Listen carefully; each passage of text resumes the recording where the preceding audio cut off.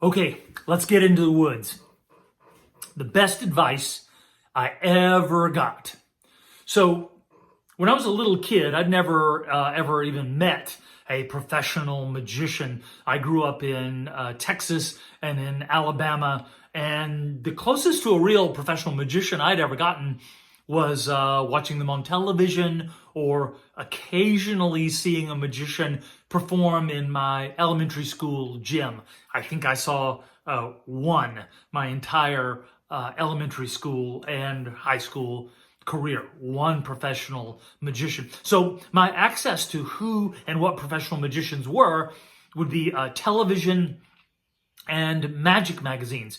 Back in the day, you could subscribe to the Magic magazine, to Genie magazine. So I would pore over these magazines trying to figure out, okay, what does it take to be a professional entertainer, a professional show business person, in my case, a professional magician. But really, I always wanted it to be broader than simply just a magician. I wanted to be an entertainer. I wanted to bring some happiness and some joy. But I loved doing magic tricks. I wasn't very good. In fact, I don't have a natural ability to do magic tricks or to create magic tricks. I don't have a naturally deceptive mind. In fact, when I was a kid, I would actually drop my props. I would forget the routines. I just not a particularly natural magician. That actually took work, but I really loved it. I loved the response, the oohs and the ahs, and the laughter in particular is something that I very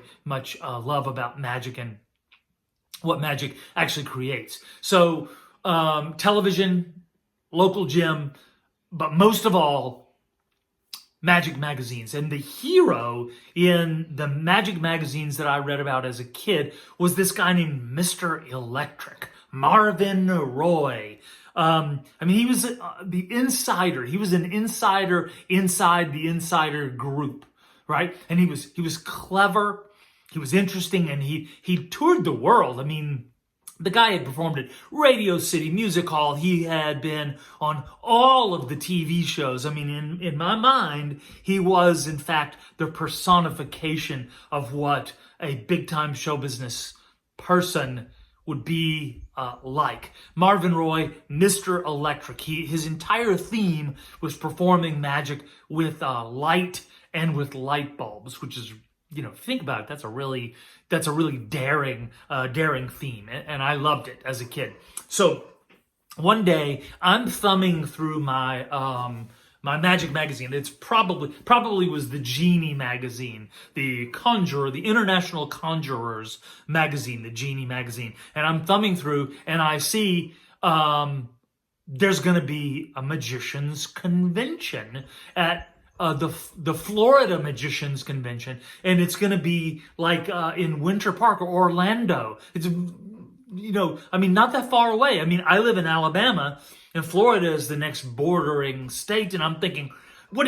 Are you kidding me? Mr. Electric will actually be at a convention, and like I could go and I could actually meet Mr. Electric. How remarkably fantastic would that be? So I started saving my cash so I could go to the Florida Association of Magicians convention. Okay, so I saved my money.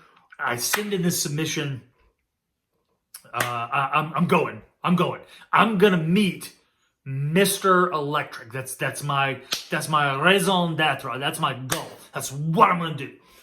So the convention comes, and man, I got eyes on the prize, baby. I am gonna meet Mr. Electric, Marvin Roy. I'm gonna meet the guy. So I scan around for about a half a day, and then I spot him.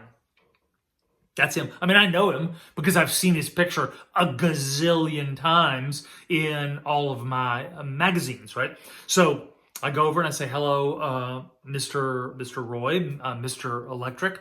My name is Steve. I'm studying theater at a small university in Alabama, and I don't have a clue what it will take to be a professional show business person. Do you have any advice? And Marvin Roy is a very kind person. he has a reputation for being very generous.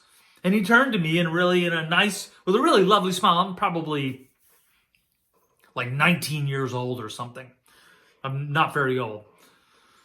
And he says, yes, I do have some advice for you. And so, my ears go super duper big because I want to hear this advice from the man, the show business legend. And he says, so if they want a magician, there are literally thousands of choices out there. But if they want the guy with the light bulbs, they want me. My advice? Go find your light bulb.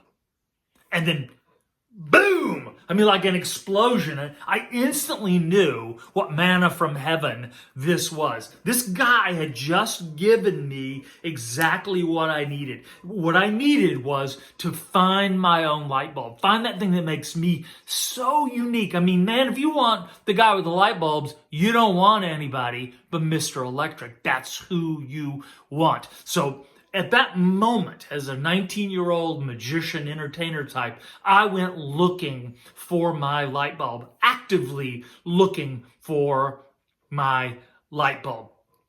The interesting thing too is I was such a neophyte that he could see my joy and that he had given me something that I could really, really use. And he said, well, if you'll meet me a little bit later, I'll give you one of my press kits. Now, I can confess today, I had no idea what a press kit was, but I was like, Mr. Electric was going to give it to me. What? You're going to give me a press kit? I want one of those. Whatever it is, I want it.